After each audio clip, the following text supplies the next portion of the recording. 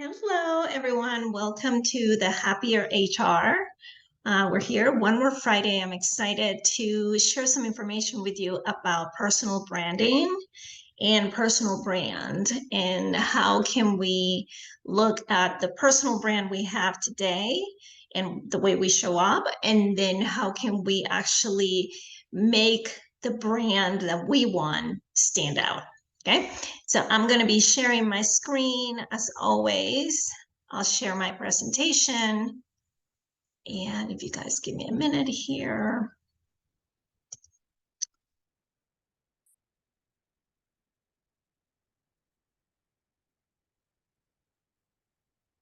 Okay, so hopefully you guys can see my presentation.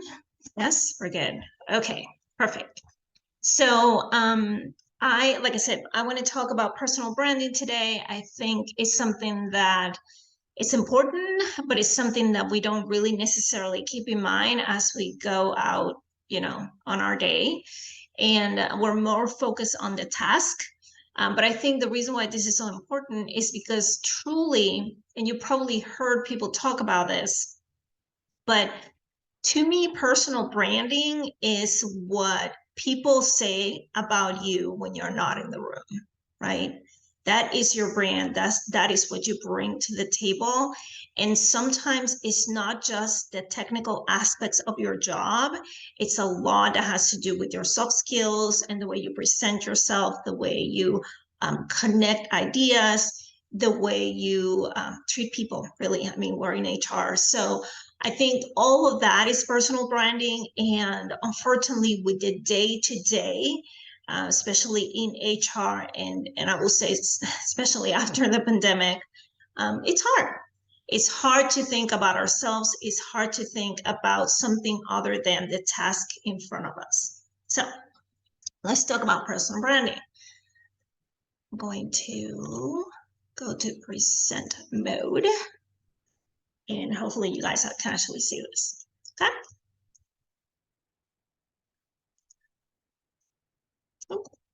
So the first thing that I wanted to do is kind of define personal brand and also talk a little bit about self-concept. I think they're very connected. They might not be the same thing, but to me, they're kind of intertwined sometimes. So a personal brand is rooted in the minds of people in the market. And I love that this has the minds of people because it is truly a mind concept. But it actually talks about the market. So it's how the people, like I was saying, how the people perceive us. Personal branding, on the other hand, is the effort to communicate and present your value to the world. So that to me is more of an intentional act. I love, and that's why I highlight the word value, because it's truly all of you. It's not just your technical expertise, right? It goes beyond that. And those actually definitions come from the Google, so you can see it there. The last is actually my own definition of self-concept, but to me, self-concept is that mental construct or that mental picture of who you are as a person. And I will extend that to any setting of life. It could be you as an employee, or you as a manager, you as a friend, you as a partner. So it's truly your mental picture of yourself in the different contexts of life. So the other thing I want to talk about is current self-concept and how can you create a personal brand that you're proud of and the personal brand that you want for yourself. So let's talk first about your brand today. Okay. So there is your perception. And I think that's very important for us to be aware of what we're thinking about ourselves, because that is indeed what we're presenting to the world. Whether we know it or not, that is actually, we talked about this a couple sessions ago, our thoughts create our feelings, those create our actions, and then we create the results that we have. So what we're thinking is always going to come out in what we're projecting, okay, whether we're aware of it or not. But there's also the other side of this, which is other people's perception.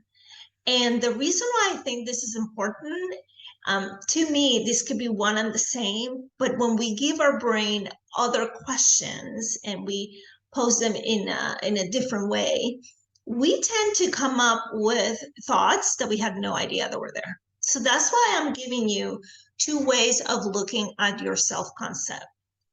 So first, there's your perception, and I want you to think as to how do you think about yourself? Okay, that's the first question. Then, how do you see yourself as an employee?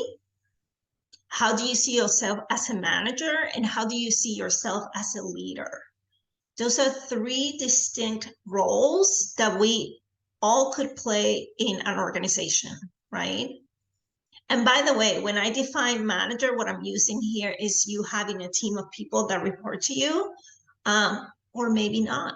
I was an HR manager. I never had people reporting to me. So it could be on both sides. And as leaders, I don't want you to think only, okay, I have to be the VP or the director or the CHRO to be a leader. You can be a leader. I actually always consider myself a leader in my role, even though I had no direct reports throughout my career, right? So you're leading because you're bringing your new ideas, you're bringing new ways into the organization, and that to me is leading.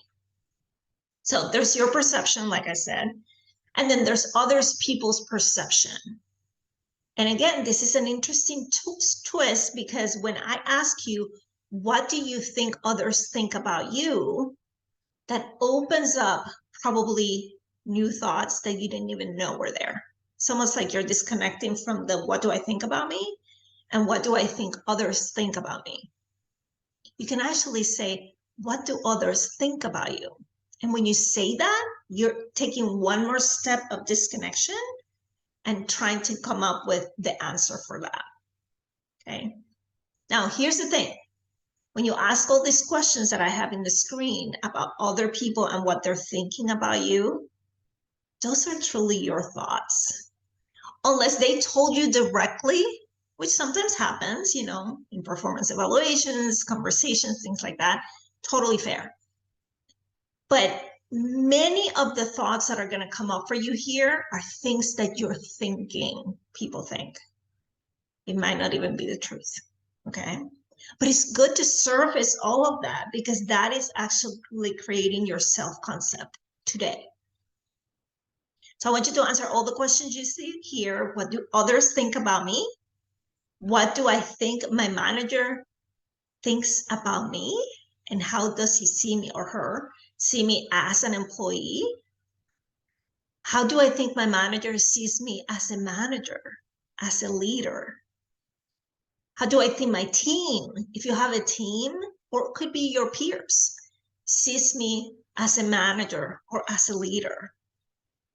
How do I think my client groups, those organizations you support, how do they see you as an HR manager, as their support, or as their leader? Those are really good questions to ask yourself. When you answer them, you're going to have a list of thoughts, and those thoughts are creating your self-concept today. Okay. I had taught you guys about the model. So here's the model to the left. Circumstances exist in the world. They're totally neutral. And we have a thought about them. And when we have a thought about them, that's when circumstances stop being neutral and they're either good or bad in our mind. Then that thought creates a feeling in our body. From that feeling, we take action or inaction. And then that action or inaction produces result. And that's the result we get in the world. So what I want you to think is that your self-concept today, it's probably, unless you do a lot of this work, it's probably driven by your unintentional models. Those thoughts that are running in your mind that you're not really paying too much attention to, but they're always running in the background. And I gave you an example here. So let's say the circumstance is you. Then your thought is, I'm not a good leader. From that thought, you get a feeling of being inadequate, that feeling drives these actions. Probably you don't present your ideas. You probably micromanage your team if you have one, and you tend to avoid coaching the managers and the employees you support, right? Those are maybe some of the actions you're taking. And from that, your result is you approve your thought. You don't lead. If you don't lead, you cannot become a good leader, right? So many of us, again, live in these unintentional models that are creating our self-concept and our brand today. So what I want you to do now is be intentional with that self-concept and that personal brand. And I want you to ask yourself these questions that I have on the screen. What do I want to think about myself? What do I want to see myself as an employee, as a manager, or as a leader? What will be different if I saw myself this way? Oh, such a great question, right? Like the prior question is your aspirational way of being. And this question, what will be different if I saw myself this way, will reveal so much about what actions you will take, how you will feel. Such a great question. Then how would I like others to see me?